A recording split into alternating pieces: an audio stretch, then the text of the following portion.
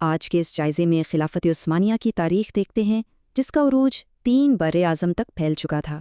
سوچئے، اس عظیم سلطنت نے 1923 میں اپنے ختمے سے پہلے لگ بھگ 6 صدیوں تک حکومت کی۔ کہانی التائی پہاڑوں کی ہجرت سے شروع ہوتی ہے اور 1071 کی تاریخی فتح منزکٹ تک جا پہنچتی ہے۔ اناٹولیا کی بکھری ہوئی ریاستوں کے بیچ سے ایک وارلارڈ عثمان نے اس عظیم خاندان کی بنیاد رکھی۔ پھر 1453 میں محمد ثانی نے صرف 7 ہفتوں کے محاصرے کے بعد ناقابل تشخیر کانسٹینٹینوپل فتح کر لیا۔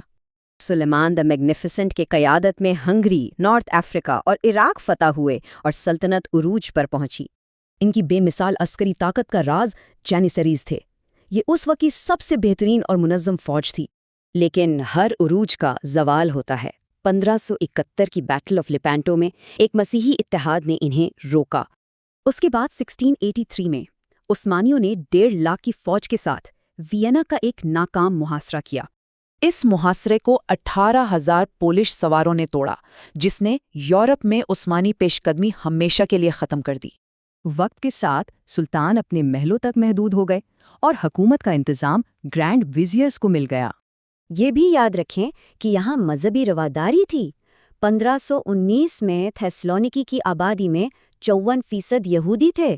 لیکن جب نئے اٹلانٹک بحری راستوں نے سلک روڈ کو بائی پاس کیا تو عثمانی تجارت بری طرح متاثر ہوئی۔ اس معاشی نقصان اور ٹیکنالوجی میں پیچھے رہ جانے کی وجہ سے اسے دی سک مین آف یورپ کہا گیا۔ پھر 19ویں صدی آتی ہے۔ یہاں بغاوتوں اور رقیب یورپین طاقتوں کے آگے انہوں نے کئی اہم علاقے گنوائے۔ 1908 میں ینگ ٹرکس انقلاب سامنے آیا۔ ان کا مقصد پرانے نظام کی جگہ مغربی طرز کی پارلیمنٹ بنانا تھا۔ پہلی جنگ عظیم میں روسی پیش قدمی کو روکنے کے لیے عثمانیوں نے جرمنی اور سینٹرل پاور سے اتحاد کر لیا۔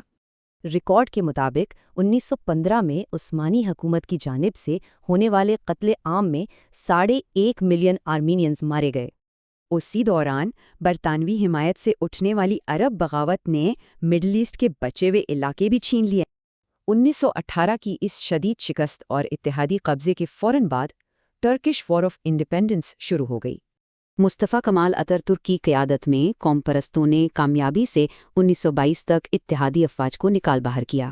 بالآخر 1923 کے ٹریٹی آف لوزان نے ریپبلک آف ٹرکی بنا کر عثمانی سلطنت کا ہمیشہ کے لیے خاتمہ کر دیا۔ سوچئے، ان عظیم سلطنتوں کی راکھ سے بننے والے بارڈرز آج کی عالمی سیاست کو کیسے متاثر کرتے ہیں۔